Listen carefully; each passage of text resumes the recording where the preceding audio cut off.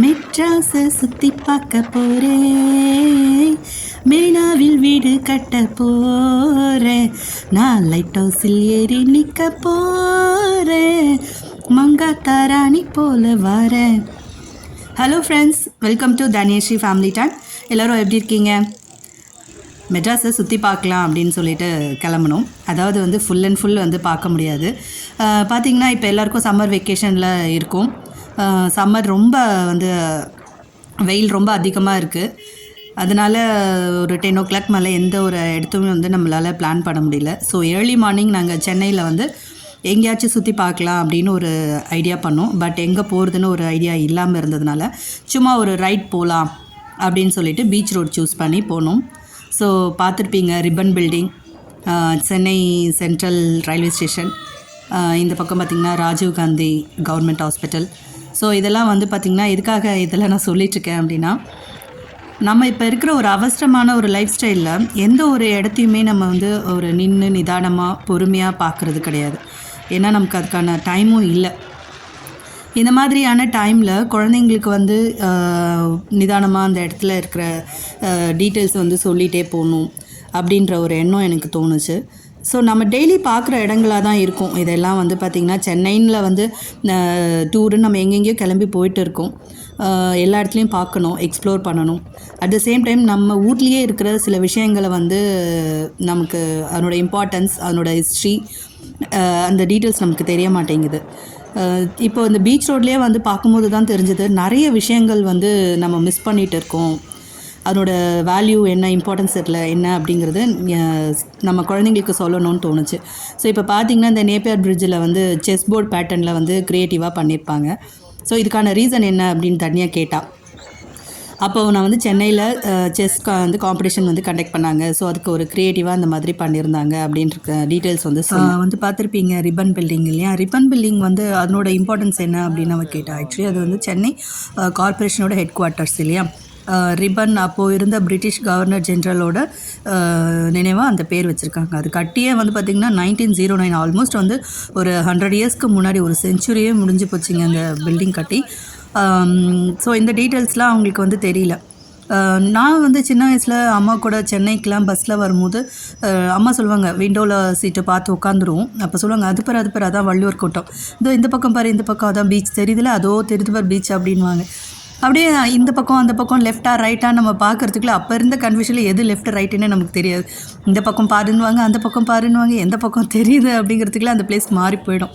So அந்த மாதிரி எனக்கு இப்போ வந்து நின்று நிதானமாக அங்கே இருக்கிற இடத்த வந்து குழந்தைங்களுக்கு எக்ஸ்ப்ளோர் பண்ணணும் அப்படின்னு தோணுனதுனால தான் இந்த பக்கம் வந்தோம். பார்த்துருப்பீங்க, சமாதிலாம் வந்திருந்தது, கலைஞர் அவர்களோடது, ஜெயலலிதா அம்மாவோடது. இப்போ இந்த லைன்லேயே வந்து நிறைய பேரோட ஸ்டாச்சூஸ் இருக்கும் இல்லையா? பாரதியாரோடது, திருவள்ளுவரோடது, கண்ணகி சிலை பற்றின டீட்டெயில்ஸ் வந்து அவளுக்கு ஆல்ரெடி தெரிஞ்சிருக்கு. லாஸ்ட் இயர் அவளுக்கு புக்கில் வந்திருக்கு, தமிழ் புக்கில். ஸோ அவங்களோட சிலம்பமில் இருந்தது என்ன கற்கள்ன்றது வரைக்கும் அவளுக்கு தெரிஞ்சிருந்தது. அஃப்கோர்ஸ் திருவள்ளுவர் பற்றி தெரியும். ஸோ இந்த மாதிரி சின்ன சின்ன டீட்டெயில்ஸ், விவேகானந்தர் இல்லம் வந்தது.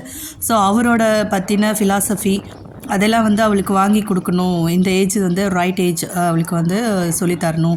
ஸோ அந்த மாதிரி டீட்டெயில்ஸ்லாம் வந்து எனக்கு சொல்லி கொடுக்கணும்னு தோணுச்சு.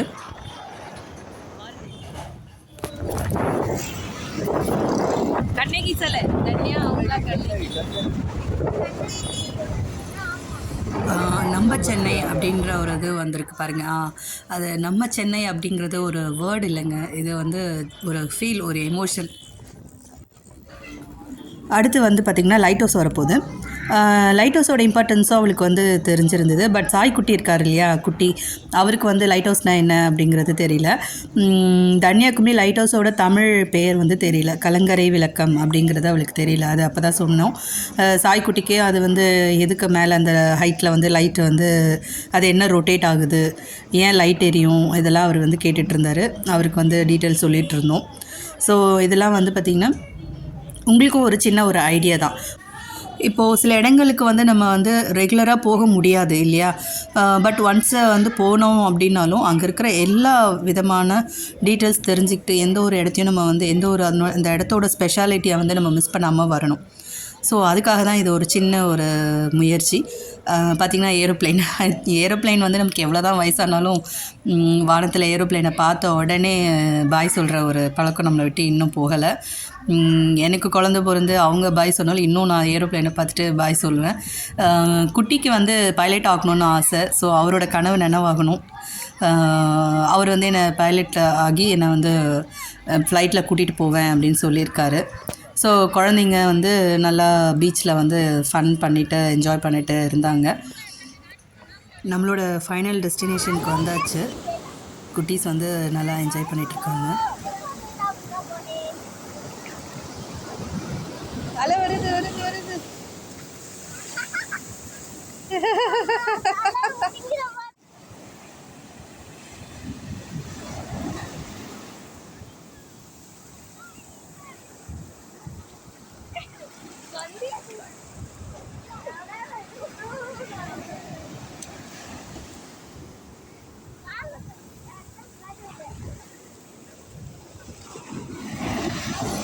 இந்த அலையோட சத்தம் இருக்குது பார்த்தீங்களா, அதாவது அலை ஓசை, அதனோட எஃபெக்டே வந்து ரொம்ப அற்புதமானது இல்லையா? நமக்கு வந்து கேட்க கேட்க அப்படியே மனசில் இருக்கிற எல்லா பாரமும் குறைஞ்சு அந்த அலை மாதிரி நாமளும் அப்படியே மிதந்துக்கிட்டு இருக்க மாதிரி மனசில் ஒரு சந்தோஷம் இருக்கும், மனசு லேசாக இருக்கும். ஸோ தன்யஸ்ரீ ஃபேமிலி டைம் சேனலில் உங்களுக்கு வந்து பார்த்திங்கன்னா இந்த வீடியோ பிடிச்சிருந்ததுன்னா மறக்காமல் லைக் பண்ணுங்கள், ஷேர் பண்ணுங்கள், சப்ஸ்கிரைப் பண்ணுங்கள், கூடவே பெல் ஐக்கானையும் கிளிக் பண்ணிவிடுங்க. இதே மாதிரி ஒரு இன்ட்ரெஸ்டிங்கான வீடியோஸில் உங்களை நாங்கள் மீட் பண்ணுறோம். தன்யஸ்ரீ ஃபேமிலி டைமில் உங்களுக்கு பிடிச்ச மாதிரியான குக்கிங்ஸ் வீடியோ, ட்ராவல், இந்த மாதிரி விலாக்ஸு, குழந்தைங்களுக்கான ஆக்டிவிட்டீஸ், ஃபன் கேம்ஸ், இந்த மாதிரி நிறைய அப்லோட் பண்ணுறோம். Thank you friends.